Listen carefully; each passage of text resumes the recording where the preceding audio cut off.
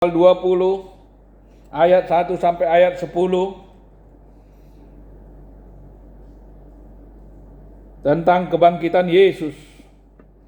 Karena hari ini adalah hari kebangkitan Yesus, di mana Yesus telah bangkit dari antara orang mati dan hidup selama-lamanya. Saya akan membacakan Yohanes pasal 20 ayat 1 sampai 10. Demikianlah firman Allah.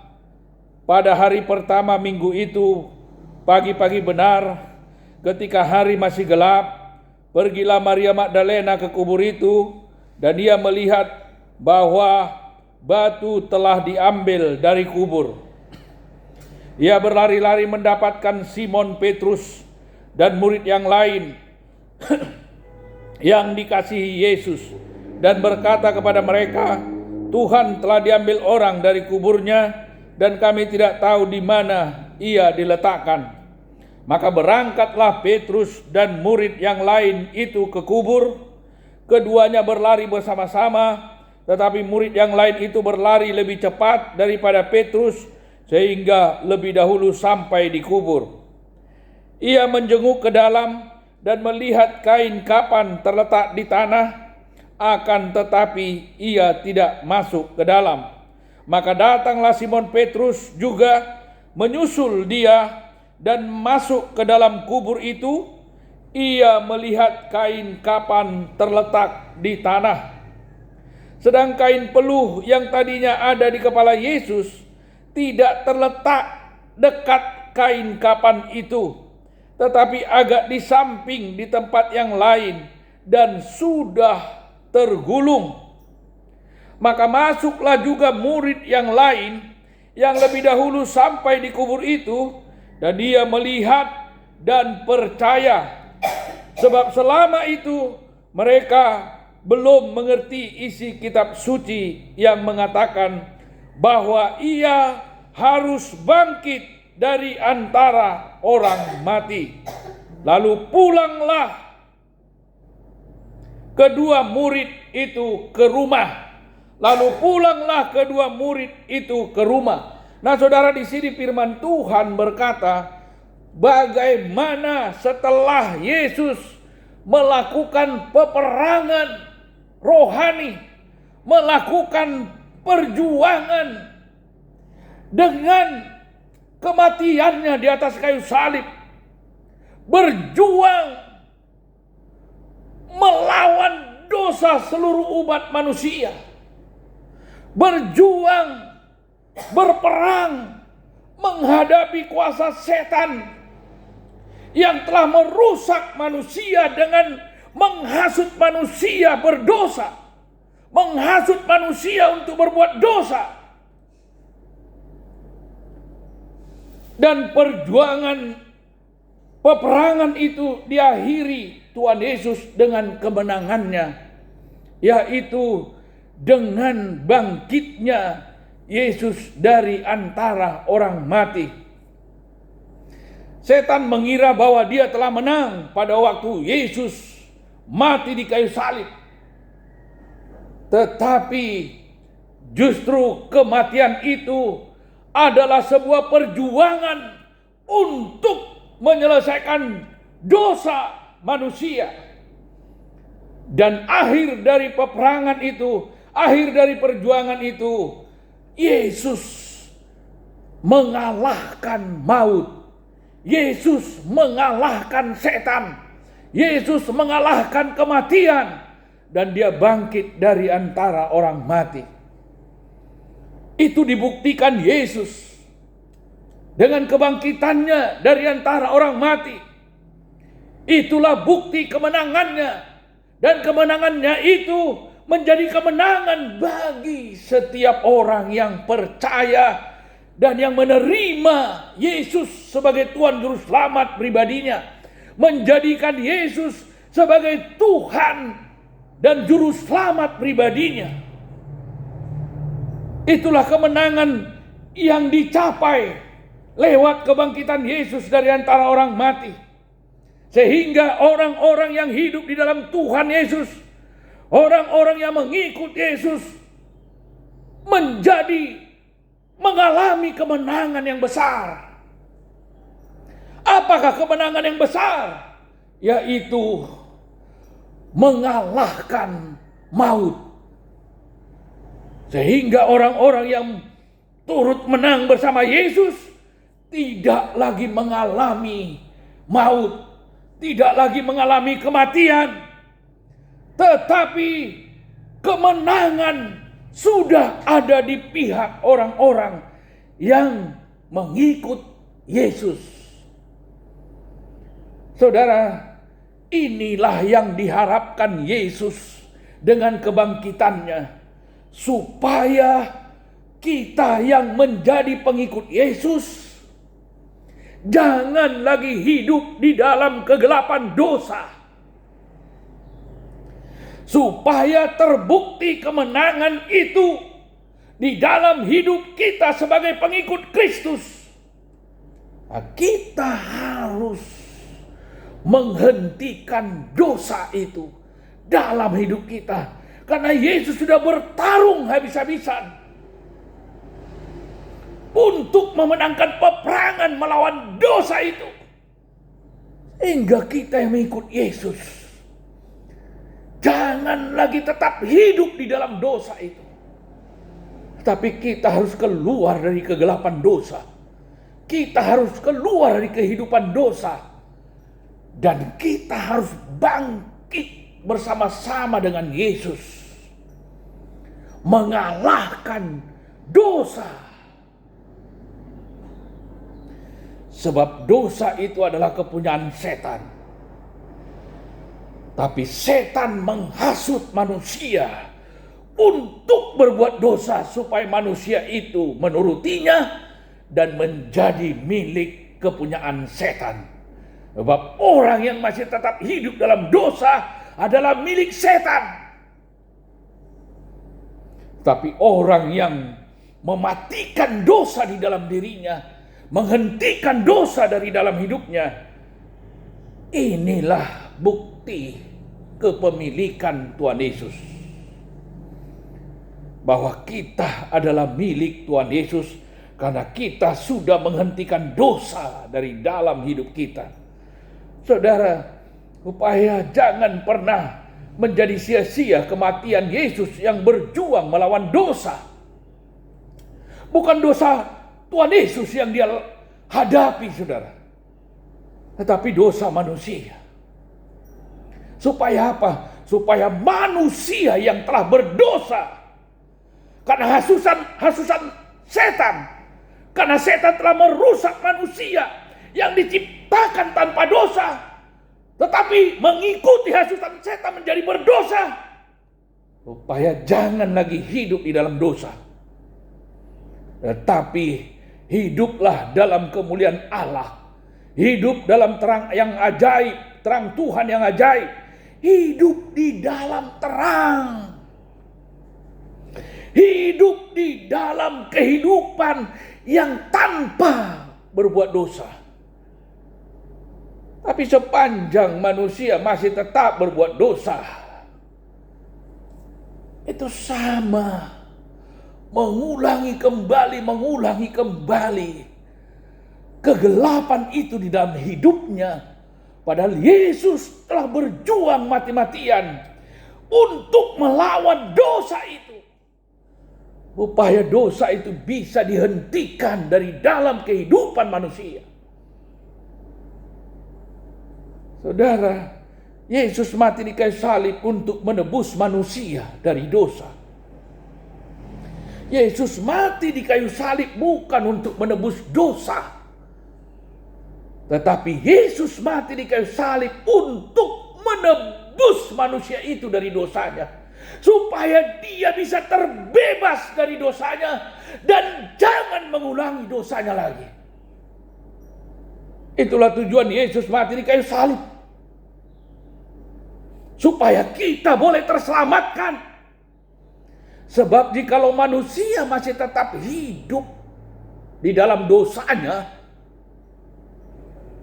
maka kematian Yesus itu dia buat sia-sia bagi dia. Yesus sudah berkorban segalanya untuk berperang, berjuang menghadapi dosa kita. Bukan dosanya yang dihadapi Tuhan Yesus sehingga dia berperang, tapi dosa kita. Supaya kita yang hidup tadi dalam dosa menjadi mati terhadap dosa. Supaya kita menjadi hidup dalam kebenaran. Yesus telah mati untuk dosa itu. Supaya kita jangan lagi hidup di dalam dosa itu. Jangan salah mengartikan dengan berkata bahwa sekalipun manusia itu tetap berbuat dosa, Tuhan Yesus sudah menebusnya oleh kematiannya di atas kayu salib. Itu sangat salah besar. Itu justru menyakiti hati Tuhan Yesus. Jikalau Yesus yang sudah sampai mati untuk dosa-dosa manusia. Tetapi kalau manusia itu tetap melakukan dosa, itu sama tetap semakin menyakiti hati Tuhan. Meniriskan air asam ke lukanya yang dia derita oleh karena cambukan dosa. Tetapi kematian Tuhan Yesus di kayu salib berperang melawan dosa yang dikerjakan oleh setan di dalam diri manusia. Sebab setanlah yang menghasut manusia berbuat dosa. Adam dan Hawa diciptakan Tuhan tanpa dosa. Tapi setan datang merusak ciptaan, menghasut manusia untuk berbuat dosa. Hingga manusia yang diciptakan menjadi berdosa. Dan dosa Adam dan Hawa itu turun kepada turunannya. Menjadi semua manusia berdosa. Tetapi Allah membuat jalan penyelesaian terhadap dosa. Dengan merelakan anaknya yang tunggal untuk mati di kayu salib. Untuk menjadi jalan penyelesaian dosa. Supaya bisa manusia terselamatkan. Tetapi bukankah manusia punya hati nurani yang diberikan Tuhan? Yang bisa mengerti sebenarnya hal ini. Bahwa maksud dari kematian Yesus di kayu salib itu hanyalah untuk menebus manusia itu dari dosa.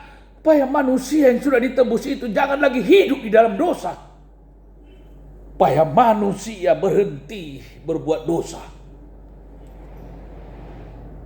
Sebab manusia tidak diciptakan sebagai manusia berdosa. Tuhan menciptakan manusia tanpa dosa. Tuhan menciptakan manusia bukanlah menjadi manusia yang kodratnya berdosa. Tapi justru Tuhan menciptakan manusia tanpa berdosa. Tapi setanlah yang menghasut manusia itu berbuat dosa. Tapi manusia mengikuti hasutan setan. Maka dia jatuh ke dalam dosa. Lalu apakah dengan kematian Yesus yang begitu berjuang untuk melawan dosa itu? Supaya bisa manusia yang berdosa itu ditebus, diselamatkan dari dosanya? Apakah manusia tidak punya hati dan tidak punya pengertian maksud dari kematian Tuhan Yesus ini? Bahwa kematian Tuhan Yesus ini supaya menyadarkan manusia dan menyesali dosa-dosanya. Oleh karena dosanya lah Tuhan Yesus dihancurkan di atas kayu salib. Supaya manusia itu jangan lagi hidup di dalam dosanya.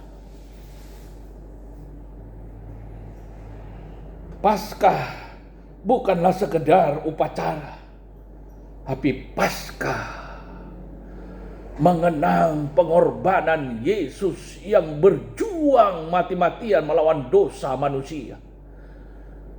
Supaya manusia sadar bisa terbuka hatinya, sadar, menyadari, dan menyesali segala dosa yang dia lakukan, supaya dia mau berhenti berbuat dosa. Sebab Roma 6 ayat 23 berkata, upah dosa adalah maut. Upah dosa adalah maut. Kita harus menghentikan dosa dari dalam hidup kita, supaya kita tidak beroleh upah maut itu. Jangan salah mengerti dengan berkata, meskipun saudara tetap berbuat dosa, tapi Yesus sudah mati di kayu salib untuk menebus dosaku itu. Keliru sekali saudara berpikir seperti itu. Itu sama dengan menghancurkan dan menyakiti hati Tuhan Yesus dengan tetap berbuat dosa. Padahal Yesus sudah mati-matian melawan dosa itu supaya saudara bisa ditebus. Tapi kalau saudara masih tetap melakukannya,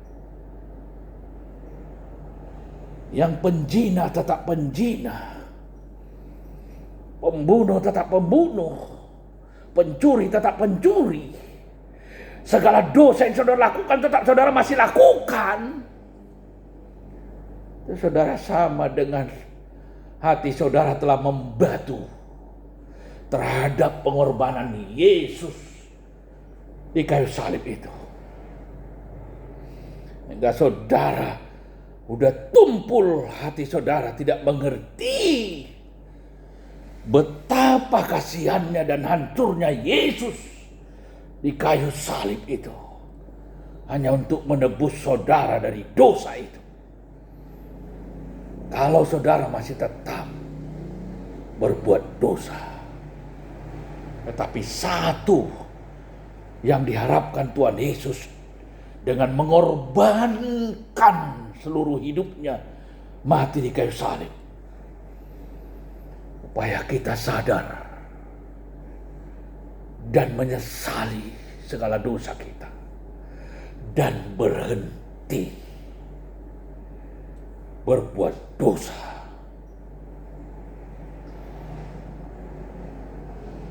Dan berhenti. Sebab jikalau saudara masih tetap meneruskan dosa saudara, upah dosa adalah maut.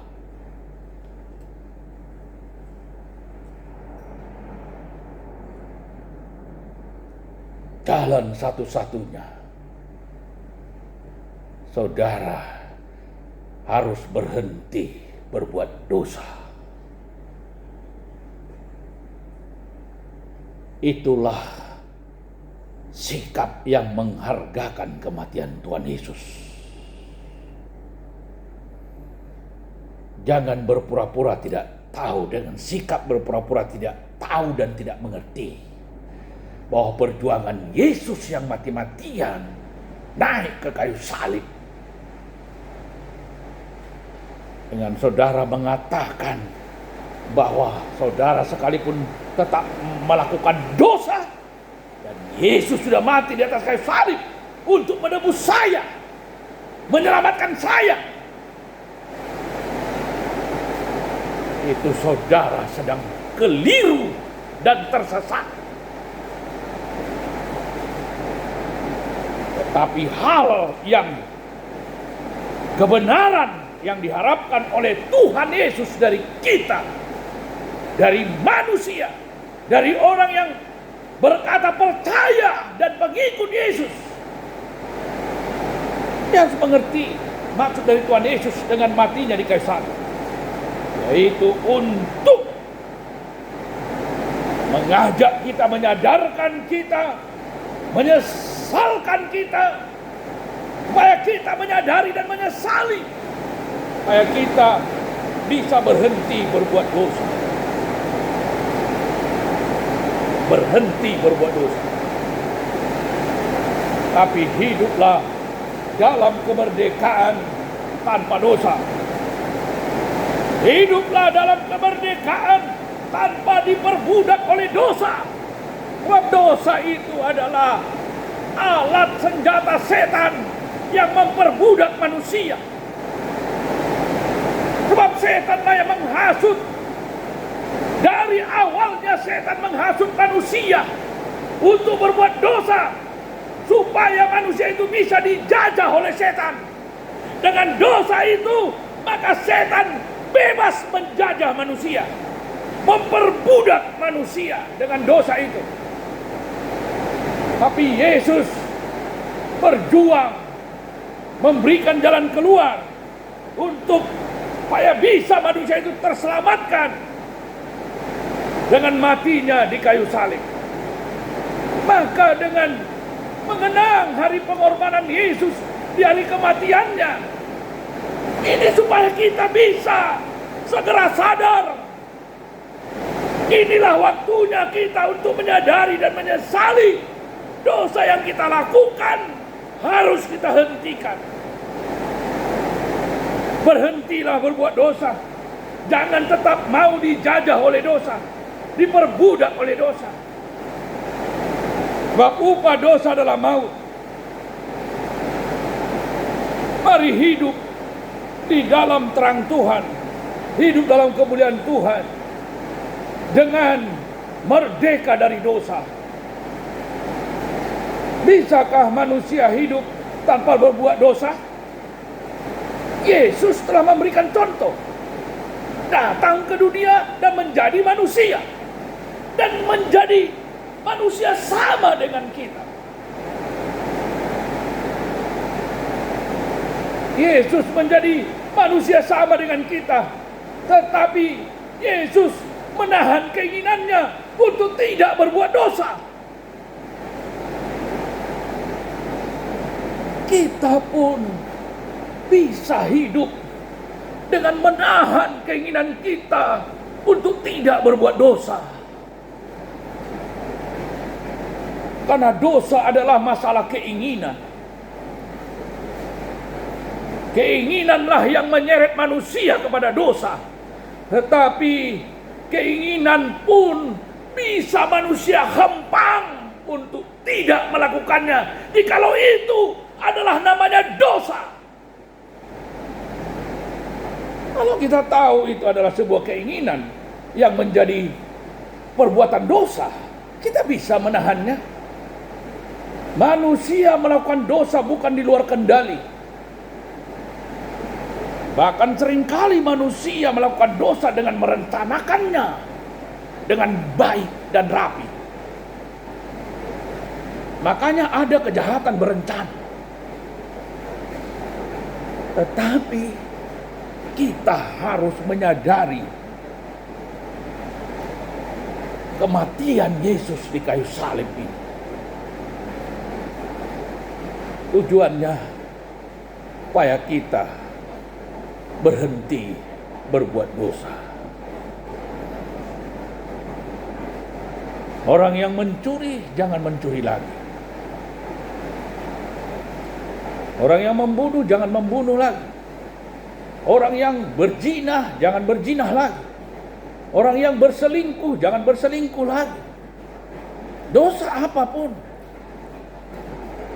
mari kita hentikan dari dalam hidup kita, supaya kita bisa hidup dalam kemerdekaan yang sesungguhnya, bebas dari dosa, supaya jangan lagi terjajah oleh dosa, jangan lagi diperbudak oleh dosa, tapi merdeka dengan sesungguhnya, bebas dari penjajahan dosa yang adalah termasuk penjajahan setan. Supaya kita bisa bangkit bersama-sama dengan Yesus dalam satu kehidupan yang merdeka sungguh-sungguh. Merdeka sungguh-sungguh adalah kemerdekaan yang bebas dari dosa. Sebab Yesus telah mengalahkan maut, supaya bangkit dalam satu kehidupan yang mulia. Yesus bangkit dari antara orang mati, dia dimuliakan menjadi raja. Supaya kita pun turut dengan hidup yang bangkit, merdeka dari penjajahan dosa, dari penjajahan setan. Itulah berkat kebangkitan Tuhan Yesus. Bangkit dalam satu hidup yang merdeka dari dosa. Bangkit dalam satu hidup yang merdeka dari perbudakan setan. Itulah tujuan kebangkitan Yesus. Supaya kita benar-benar mengalami hidup yang bangkit. Hidup yang merdeka. Puji Tuhan. Tuhan Yesus memberkati. Demikianlah firman Tuhan. Mari kita bangkit berdiri. Kita sambut lagu penyembahan kita. Untuk menyembah Allah. Menyembah Yesus yang diagungkan. Yang kita agungkan. Yang kita tinggikan. Kita naikkan penyembahan kita.